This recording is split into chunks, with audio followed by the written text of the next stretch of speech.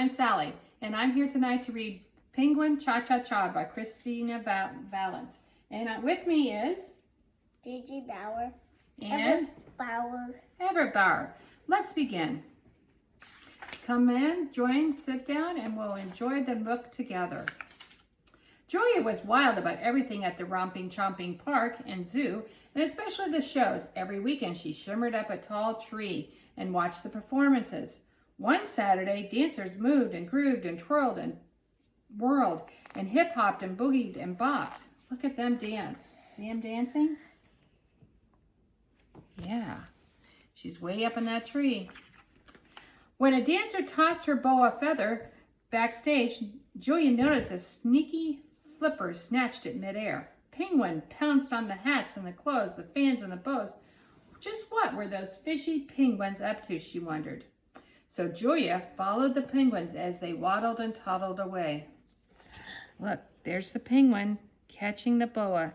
And here's Julia following them. Where are they going to go? The cove. To the cove. When she got to the penguin cove, she sneaked inside, but the penguins just stared back. Julia saw no hats, no clothes, no fans, no bows. Just what were those fishy penguins up to, Julia wondered. Look at that. She's peering into the cove, and they're all standing straight like popsicles. So Julia spied on the penguins from far up high.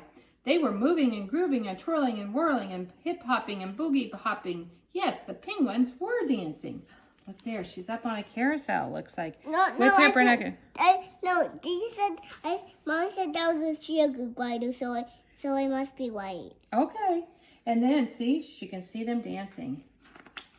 There she's using her binoculars to see up close that they really are dancing. She couldn't believe it. She had to tell someone. Dancing penguins, you say? Nonsense, said the zookeeper. Penguins can't hip, hop, boogie, or bop. Why don't you just go and take another look? Julia grabbed a top hat and ran to join the jazzy jitterbug. She bounced into the penguin cove and shouted, "Let's dance!" The penguins didn't flap a flipper. They didn't shake a tail feather. They froze like penguin popsicles. Look at that. Frozen as she tried to dance with them.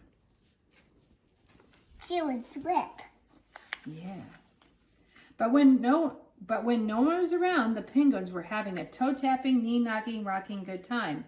So she hatched a plan. She would turn herself into a penguin. When the zookeeper saw Julia, he said, "Hey, what are you doing out here, little penguin? You belong in the cove." Looky there. They're dancing, and then Julia decides to turn herself into a penguin. Julia wiggled and wobbled into the penguin cove, and the penguins stared and glared, but they wouldn't share a dance. "I know," she said. "I need a dance partner," and Hippo agreed to play the part. So look, they stared at her, and now Julia was making Hippo into a penguin. Julia and Hippo tangled and fandangled and hustled and bustled and wove all over the cove. Still, the penguins would not budge. Look at that. They're dancing so well.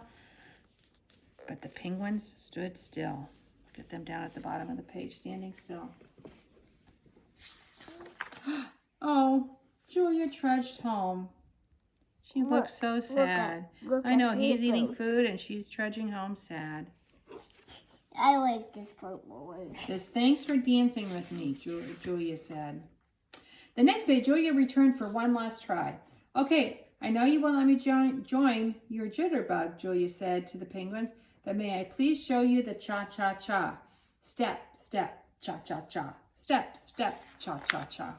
All right, there she is in her red dress, dancing the cha-cha-cha.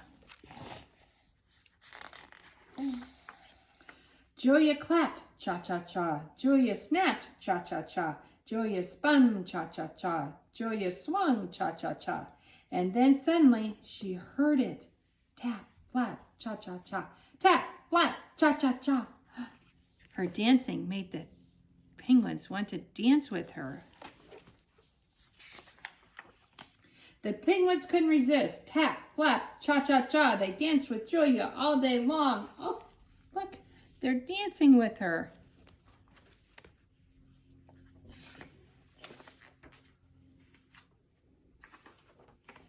From then on, Julia always kept her penguin costume handy.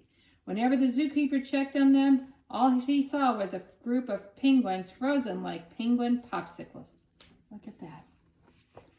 They're frozen again. All right, let's see what happens next. The next Saturday at the magic show, Julia noticed sneaky little paws swipe the magician's hat and wand. Now what were those tricky monkeys up to, she wondered. What will happen next? We'll have to read another book. I hope you have a good night, and thanks for joining us this evening.